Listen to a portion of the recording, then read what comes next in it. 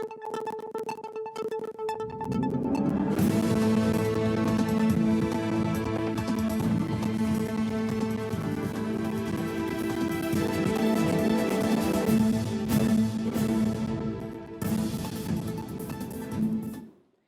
are most welcome back from that break. And now we have Online Prints Review with the co-host, Clement and Miriam. Hello, guys. Good morning. Hello, Beatrice. How are you doing? I'm stressed. I can see that you really had fun, during the... So you can hear that from my voice. Yeah. Right? Yeah. So I had fun, though we went to work and it was stressful. Yeah. I had a bit of fun. Okay, Yeah. so tell us... A lot of fun. Yeah. How do you know, Clement? Were you there? I was following you. Okay. Clement, I didn't know you were a monitoring spirit too, eh? You have to stop that thing, Clement. But It's too early in the morning, please. Yeah. What do you have for us? Before we get into our trending stories, I think our viewers would want to know... Why are you bringing this Just thing back give to us me? highlights. I heard Otumfuo was there, Yes, you know... aside Otumfuo, I realized B was enjoying herself with some fancy song in the midst of the crowd, and she posted on her status that I miss Cape Coast. So B, Yeah, so what I schooled in Cape Coast. Okay. And me going there after so many years, I Yeah. felt like I'm back home. Yeah, homecoming. Yeah. Yeah, so Otumfuo was around. Yeah. It was a massive turnout. Yeah.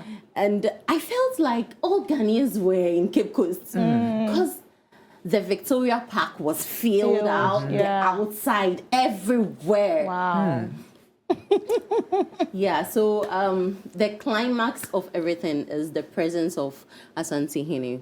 okay. Yeah, and the entire thing was very lively. Yeah. And we were celebrating Osabere Markwesiata II. That was the 25th anniversary of his installment. So Okay. I think Otumfuo Grace on the occasion made everything Yeah. on Perfect. point, Yeah. and that.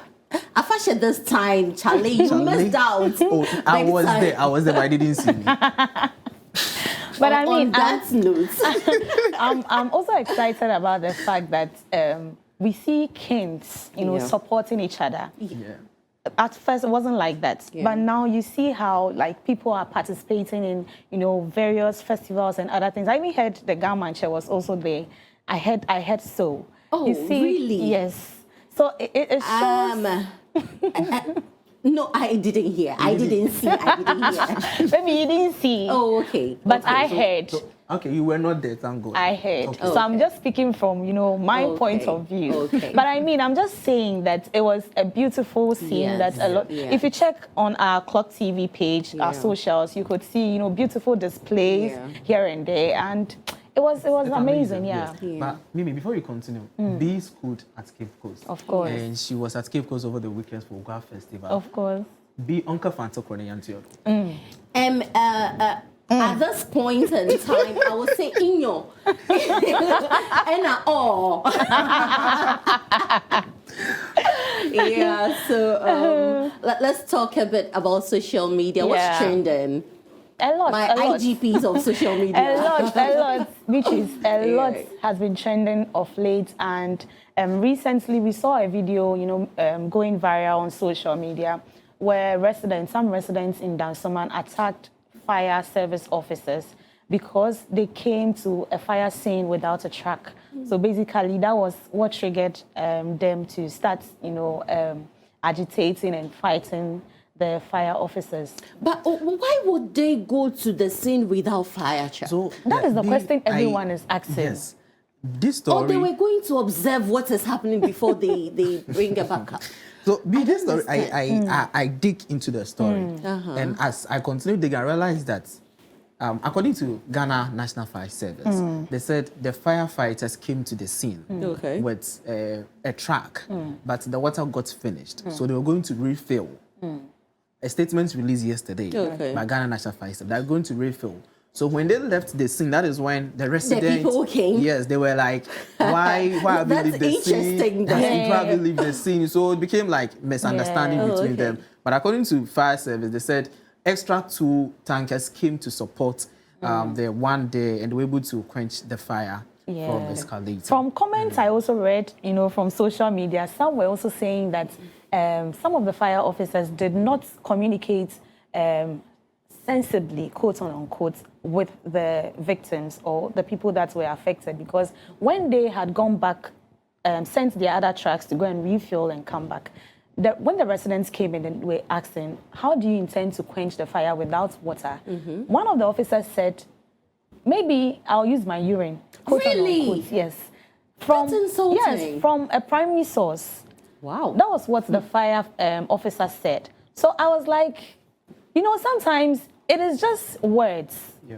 The kind of things we say that triggers people to act the way they do. Because at that time, they are going through a lot. They are losing their properties. They are losing valuables. And so if a statement like this should come out from your mouth, I mean, what are you trying to tell them?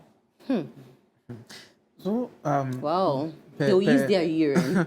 per this, the fire service also are making a complaint that residents have been attacking firefighters of late.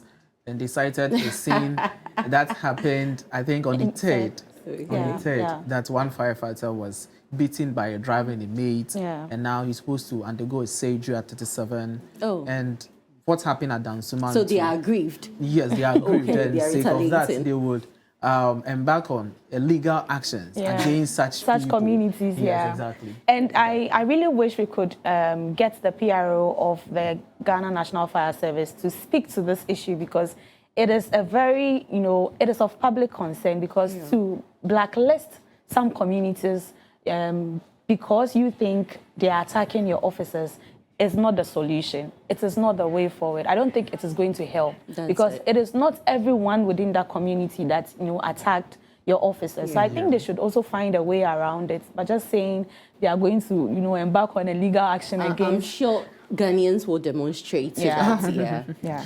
Maybe there was another trending issue. I don't know, yesterday probably you weren't able to watch the Ghana match. Because I was on my way to Accra. Oh, okay. So Ghana versus Niger. And it's a sad moment. Because the Ghana Black Star we know and what they did yesterday. Please, did we lose?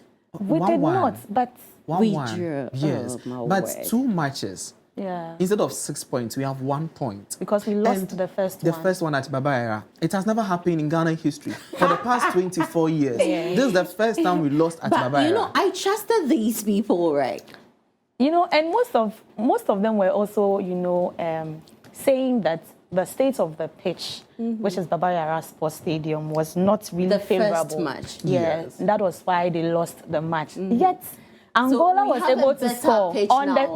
on the same pitch. It was the same pitch. Yes. That's when Angola scored. But this time with Niger, we went to play it at Morocco. That's a different pitch. Yes. So they should Standard have. pitch. At the end of the day, we still draw. And it was just Niger, not Nigeria, not Egypt. At first it was 0, now Niger. it's 1. So they are better off. Oh. This is Niger. We are talking about football. Niger, Yes. like they are Hey, why Impala, you saying Niger?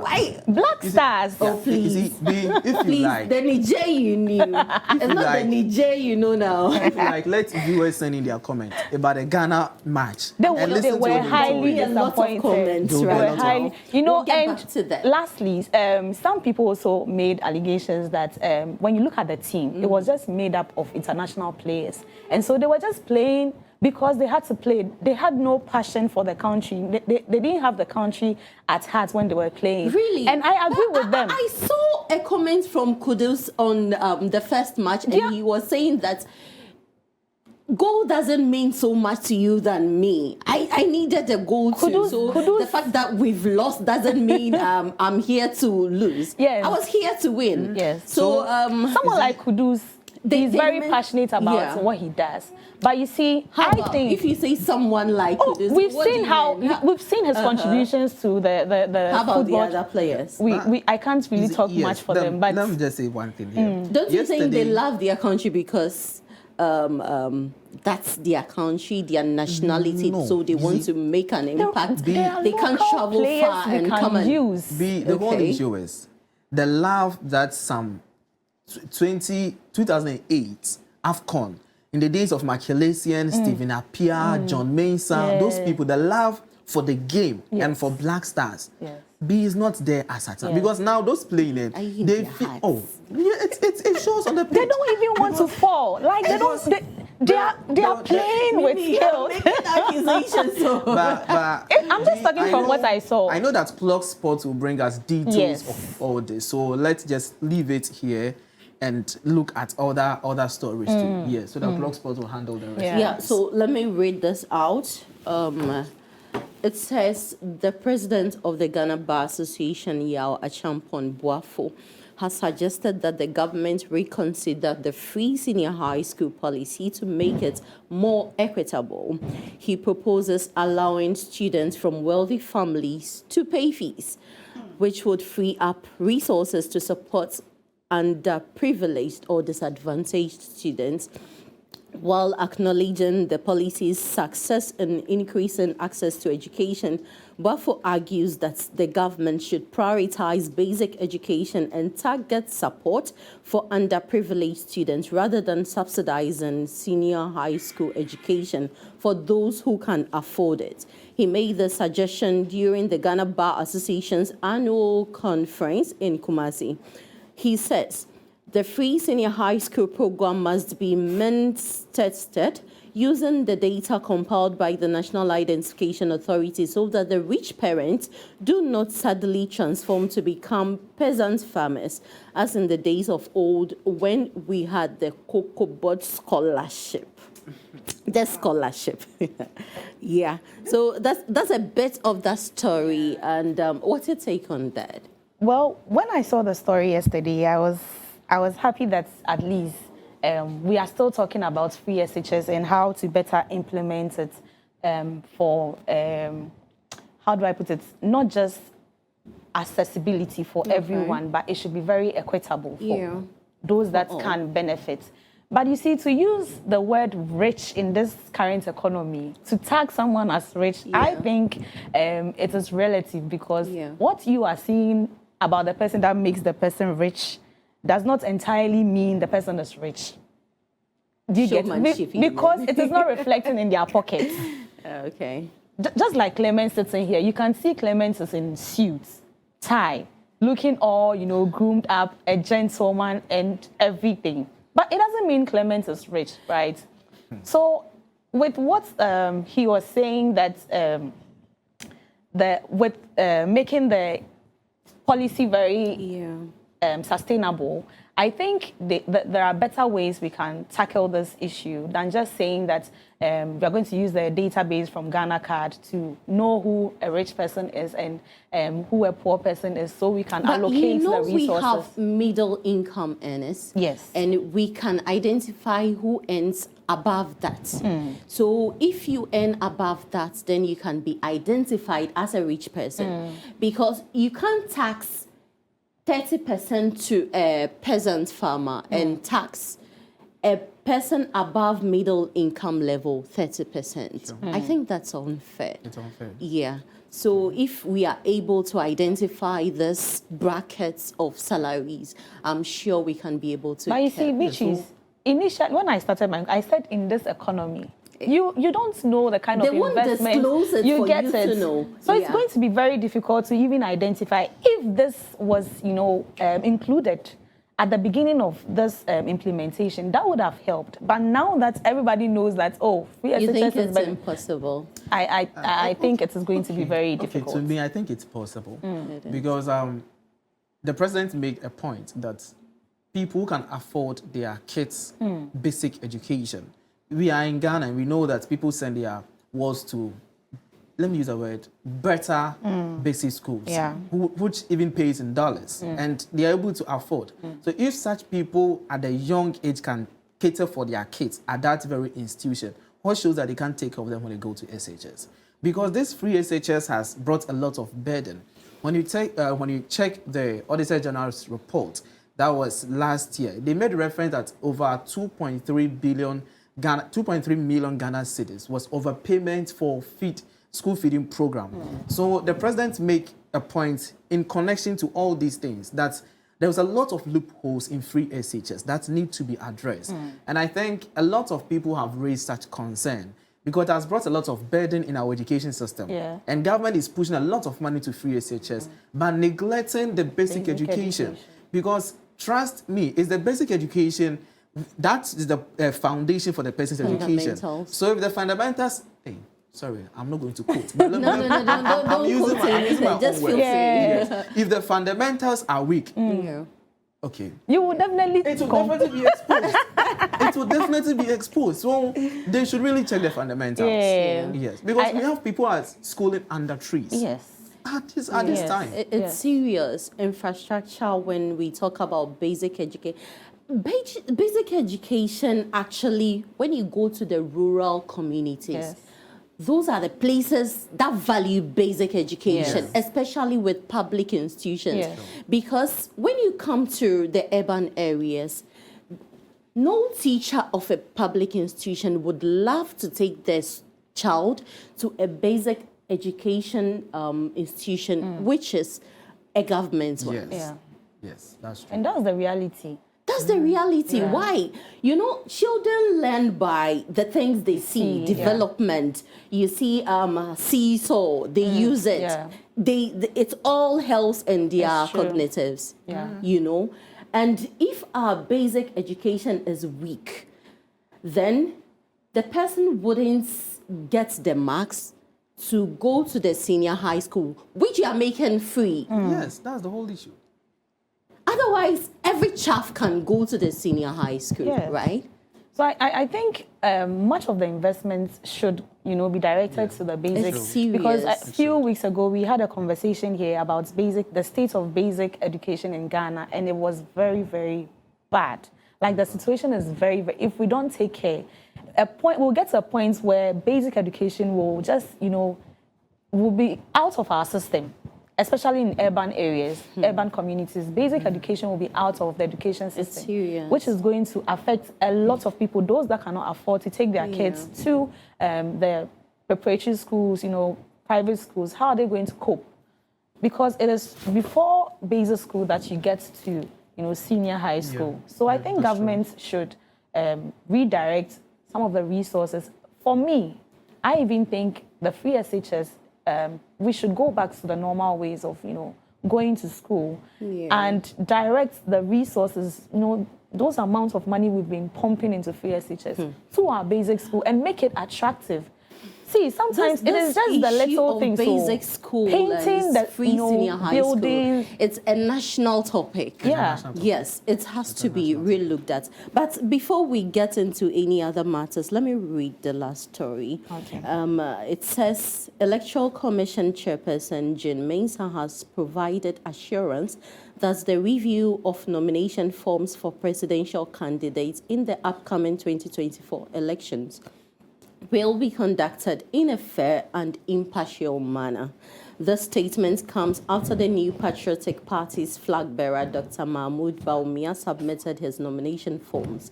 Mensah emphasized that the review process allows sufficient time to identify and address any errors and discrepancies, should corrections be necessary.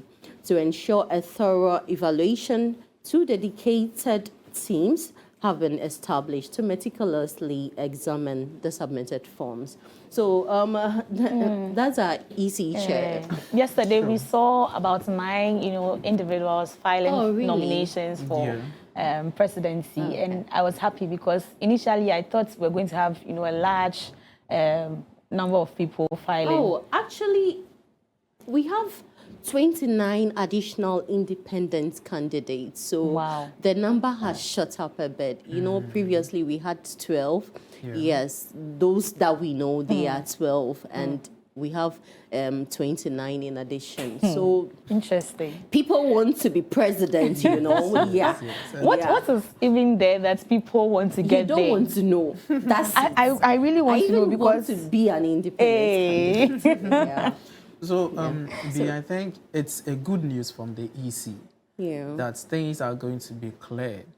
But we still want the EC to be more clear on issues because this is the only country we have.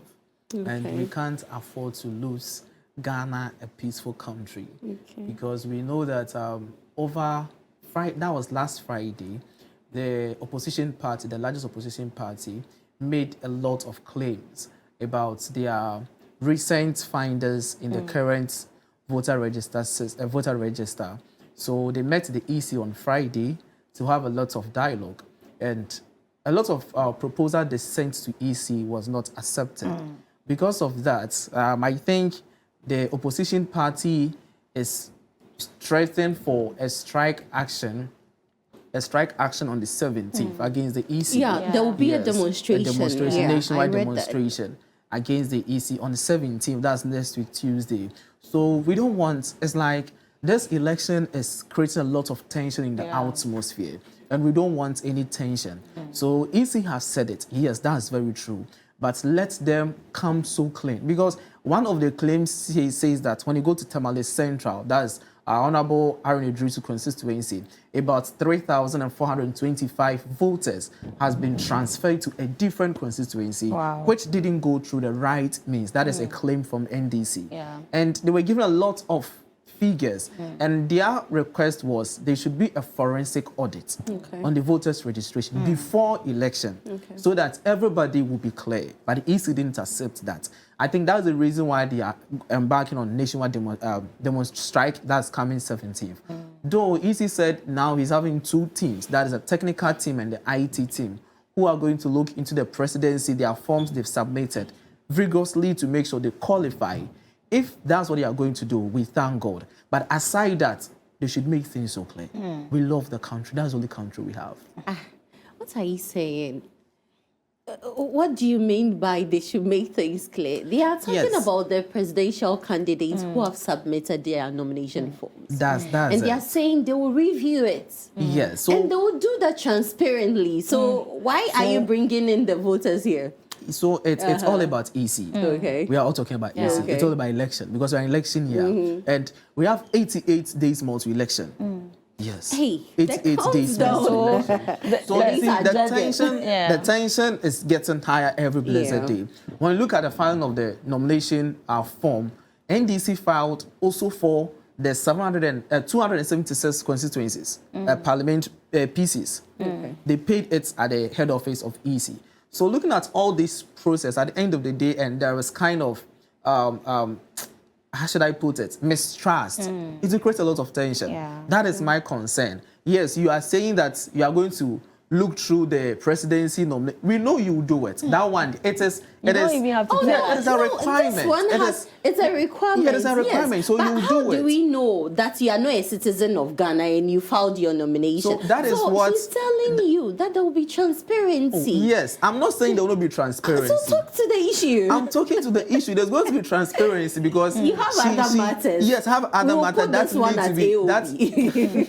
need to be addressed. Because I know the technical team of EC is there to look into that matter. Whether the person qualifies, has voters ID, and the IT team also do equal the same. But my concern is, in as much as they are doing that, please, we don't want any tension in the system. Exactly. That is all I want to say. The least opportunity we get, we'll have to talk about every issue that has to do with EC. And so I have with me today's daily graphic, and on the front page, we have EC must act with impartiality, and that is from the President of Ghana. So President Nana Addo Dankwa Akufo-Addo has charged the Electoral Commission to conduct the December 7 polls with impartiality, independence, and integrity. He said the EC had a critical role to play as the body charged to oversee the electoral process, and it must ensure that the process is fair. The process is fair to all parties, and that the results reflect true will of the people. Now, on security, the president also said that he's urging security agencies who had also played a crucial role in maintaining law and order during election period. And he stressed that their presence should be felt, but it should be measured as well. That was what the president also said. And he made this known during the Ghana Bar Association conference held in Kumasi yesterday. And people, you know, when you read from the graphic, you'll be wondering, that's on page 3. The story still continues on page 20. We didn't see anything on illegal mining. So you would have to go to page 20 to talk about it, because it is a pressing issue happening in the country, which every citizen would want the president to talk about it.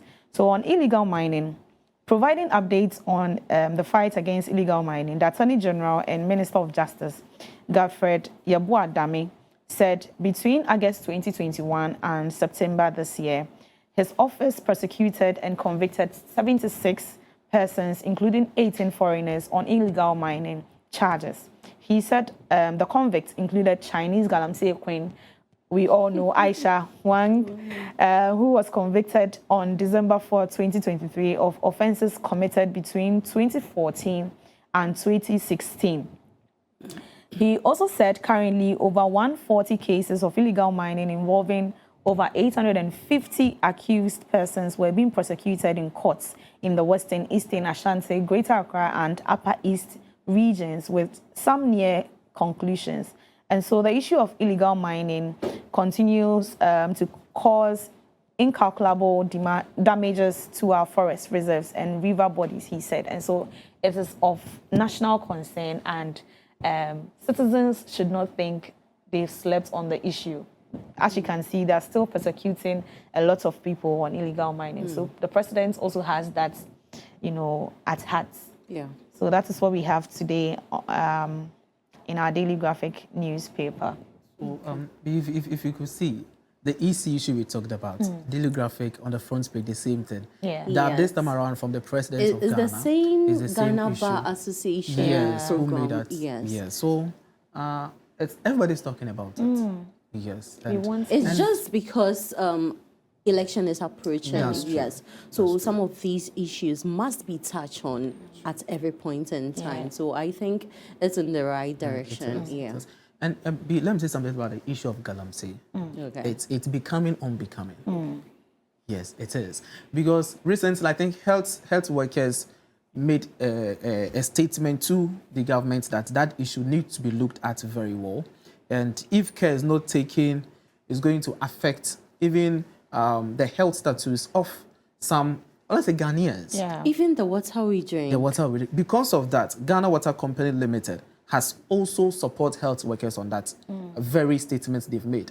And UTAG is saying that if care is not taken and government does not take steps in solving this, they will strike by the end of September. Yeah. And I saw online about YPG, that is, I think, Presby Youth Guild. They said they are also going on Stop Galamsey protest or Stop Galamsey demo. Because it's becoming a nation. National and that state discussion. of emergency need to be declared. Yes. I read online, and the CEO, I think the director for the Minerals Commission, he is saying that we shouldn't declare state of emergency on illegal mining, but rather we should deal with those illegalities because they are not having licenses to mine and stuff. How do we deal with them? That's the truth. And you know, there's a bishop, I think a Catholic bishop, online. It's one of the fun. When I read, he said that this community mining, you see, they've introduced community mining recently, and he said community mining is a gateway to this galamsey. Exactly. Yes. And a lot of people were like, yes, that is true. Because community mining, what did they do? This small scale mining. And that is what is causing all this issue. If they collaborate with these foreign agencies, then That's what is it causing becomes a the big issue. thing. Yeah. So I think governments need to look at it very well. They need to. It's serious. It's a national concern. I don't think anybody should sleep on this. Yeah. Yes. So you have anything more for us? Business, the graphic business would today, the front page of the graphic business is talking about the millet or the maize price going high because of that. Farmers or the industry is not getting maize to feed their corn. So they said feed milling industry in crisis because maize prices has soared 80% just within this short possible time. And in January, it was 200 Ghana cedis per kilogram, 50 kilogram, but currently it's 350 cedis per 50 kilogram. Wow. So because of that, the price is going high, and they're not getting maize to buy due to the issue that happened recently at the northern part, the drought. The drought, yeah. And I remember we were here, we talked about the situation that they banned the export of drought. But according to these people, they are saying that people are hoarding maize. They are hoarding People the are corn. hoarding Yes, those who have maize in their, those who have it Yeah. in their houses, their warehouse, they are hoarding it. They are not ready to release it. Because Is of it that, in the northern region or across? he is speaking across the country. They are holding it because they are not ready to release it. They are doing that thinking that moving forward the price will still go high and they will still get That more is money. artificial shortage they are Yes, creating. that is it. Because of the current issue we have. So they are saying that government need to step in and let's also deploy the aspect of importation of maize into the country Wow. to Is solve that this how far issue. we've gotten to? That's how far we've gotten to as a country. So that is what is happening. It's It serious. is well. It is well, eh? Yeah. And that is why I'm super excited about our lifestyle conversation today. What are you because talking about? It has to do with literacy. Okay. And I think people need to understand the importance of writing and reading, Yes. which is going to go a long way to help them. Because if most of these people understood, the effects or the impact these artificial shortages were going to have on them, I don't think we would have gotten to this point. So Yes, it's very true. What Mimi said is very yeah. true. But I'm not countering Mimi. you We are. have a lot of professors in the country. Sorry to say, we have a lot of professors in Yeah. the country. But Why the mute? I understand it is human nature. I mean, nature. to be very alert and also have some kind of personality, Yes, yes, yes. So viewers deficiency. need to- So I think learn from the lifestyle segment today. Yeah. Yes, they need to. They need to. So on that note, up next is our business segment, or it's rather the lifestyle segment Yeah. with Miriam. Please stay tuned. Don't go anywhere. We have more for you.